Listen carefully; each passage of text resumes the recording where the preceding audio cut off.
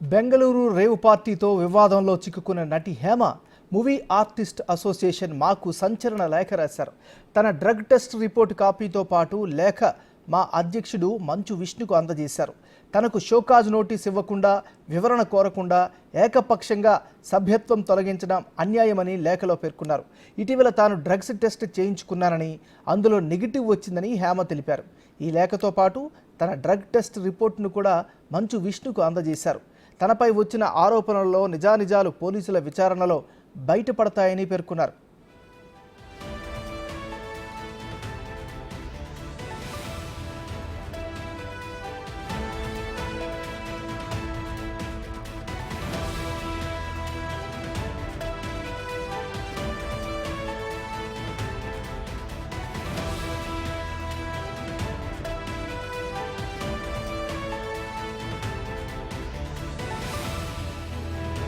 మనం breaking news చూస్తున్నాం. Bengaluru rave పార్టీతో వివాదంలో చిక్కుకున్న నటి హేమ మూవీ ఆర్టిస్ట్స్ అసోసియేషన్ మాకు సంచలన లేఖ రాశారు.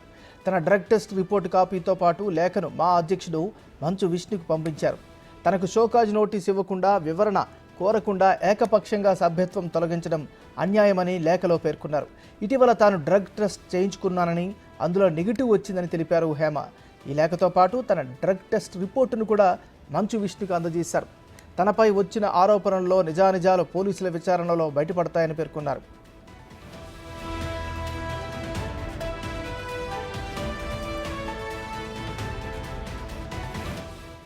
ఇదే అంశానికి సంబంధించి మరింత తాజా సమాచారాన్ని మా అసోసియేట్ ఇన్పుట్ ఎడిటర్ నగేష్ అందిస్తారు. నగేష్, చెప్పండి, మీ దగ్గర అప్డేట్స్ ఏంటి?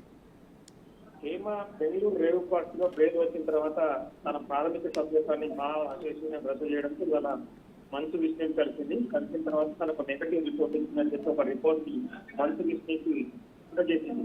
షోకాజ్ నోటీస్ ఇవ్వకుండా తనని మా సభ్యుల నుంచి తొలగించడము కరెక్ట్ కాదు, అది రూల్స్ వ్యతిరేకం చెప్పి కూడా మంచు విష్ణు దగ్గర చెప్పినట్టుగా తెలుస్తుంది. డ్రగ్స్ టెస్ట్ రిపోర్ట్ లో నెగటివ్ రావడం వలన తన మా సభ్యత్వాన్ని ఖచ్చితంగా కొనసాగించాలని చెప్పి కూడా ఒక లెటర్ ని మంచు విష్ణుకి అందజేసింది. ఎందుకంటే సినిమా పరిశ్రమలో తాను కూడా చాలా సినిమాలు చేశాను, అది ఏదైతే బెంగళూరు రేవ్ పార్టీ వ్యవహారంలో తను అనవసరంగా ఇచ్చారనే వ్యవహారాన్ని మరి మంచి దృష్టికి తీసుకొచ్చినట్టుగా ఏమో చెప్తున్నారు. ప్రస్తుతమైతే కమిటీ అయితే షోకాజ్ నోటీస్ ఇవ్వకుండానే ఏమని సస్పెండ్ చేసింది. ఎందుకంటే ఈ డ్రగ్స్ అనేది తెలంగాణ రాష్ట్ర ప్రభుత్వం ఇప్పటికే చాలా పెద్ద ఎత్తున దాడులు నిర్వహిస్తుంది. సినిమా వాళ్ళే డ్రగ్స్ మీద ఇరుస్తుంటే సమాజానికి ఏం మెసేజ్ ఇస్తున్నట్టు యాంగిల్ కూడా తీసుకొస్తారు. ఈ క్రమంలోనే మంచు విష్ణు కఠిన చర్యలు తీసుకున్నట్టుగా తెలుస్తుంది. కానీ ఖచ్చితంగా ప్రాథమిక సభ్యత్వాన్ని పునరుద్ధరించినట్టు ఖచ్చితంగా మళ్ళీ మూవీ అసోసియేషన్, ఆర్టిస్ట్ అసోసియేషన్ మళ్ళీ సమావేశం కావాల్సి ఉంటుంది. ఆ సమావేశంలో మెజార్టీ సభ్యుల నిర్ణయం మేరకే సభ్యత్వాన్ని రద్దు చేయాలా వద్దనేది కూడా నిర్ణయించాల్సి ఉంటుంది. ప్రస్తుతమైతే ఆమె ఇచ్చిన లెటర్ అయితే మంచు విష్ణు తీసుకున్నాడు. తదుపరి ఆ మూవీ అసోసియేషన్ మీటింగ్ తర్వాత తమ నిర్ణయాన్ని వెల్లడిస్తామని చెప్పారు. Okay, thank you Nagesh.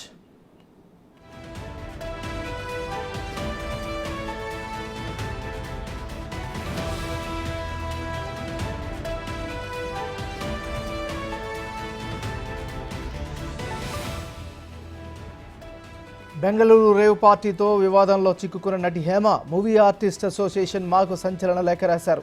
తన డ్రగ్ టెస్ట్ రిపోర్టు కాపీతో పాటు లేఖను మా అధ్యక్షుడు మంచు విష్ణుకు అందజేశారు. తనకు షోకాజ్ నోటీస్ ఇవ్వకుండా, వివరణ కోరకుండా ఏకపక్షంగా సభ్యత్వం తొలగించడం అన్యాయమైన లేఖలో పేర్కొన్నారు.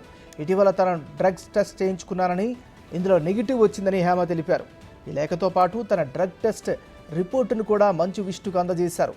తనపై వచ్చిన ఆరోపణల్లో నిజానిజాలు పోలీసులు విచారణలో బయటపడతాయని పేర్కొన్నారు.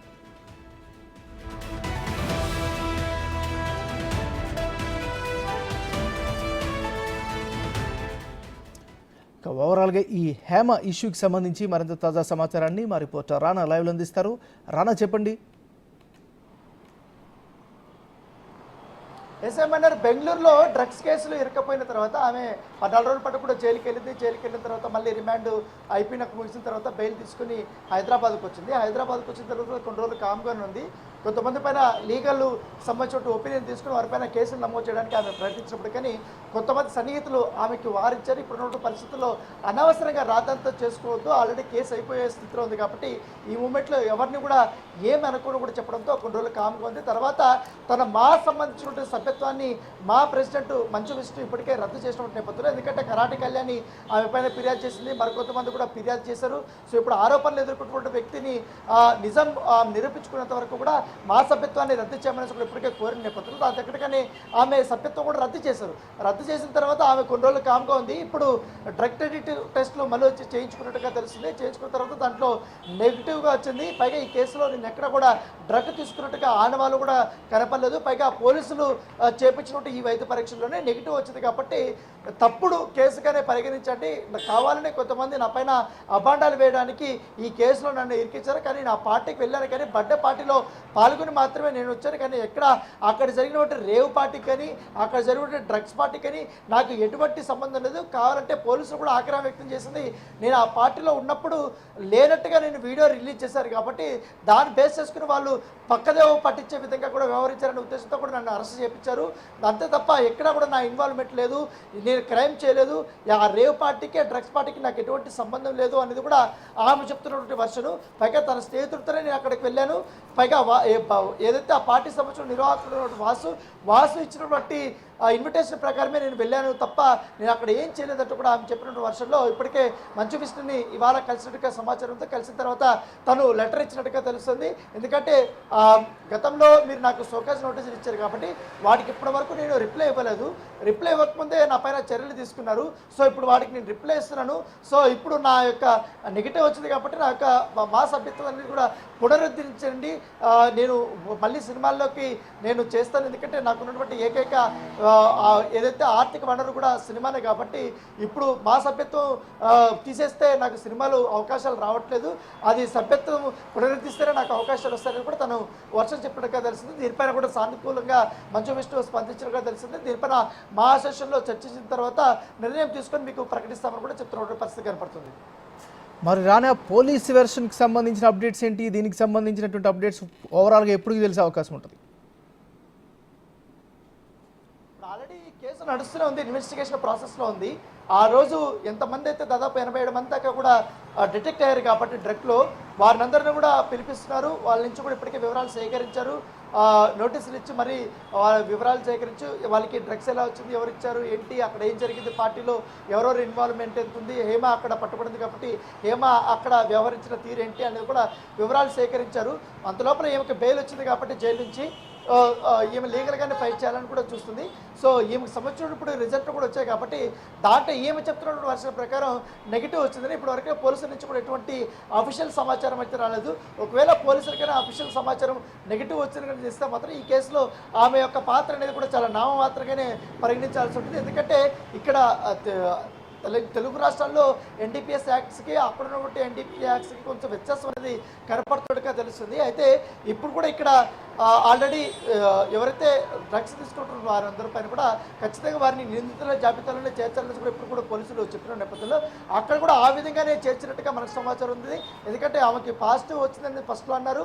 సో దాన్ని బేస్ చేసుకుని ఆమెను అరెస్ట్ చేశారు, రిమాండ్కి తీసుకెళ్ళిన పరిస్థితి కాబట్టి. సో ఓవరాల్గా ఈ కేసులో అనేక కోణాలు ఉన్నాయి కాబట్టి డ్రగ్స్ అండ్ సెక్స్, దాంతోపాటు రేవ్ పార్టీ ఇవన్నీ జరిగాయి కాబట్టి ఇన్వెస్టిగేషన్ ప్రాసెస్లో ఉన్నప్పుడు ఇప్పుడే హేమకి క్లీన్ చిట్ ఇచ్చే ప్రసక్తే లేదని కూడా బెంగళూరు పోలీసులు చెప్తున్న పరిస్థితిగా పడుతుంది. Right, thank you Rana.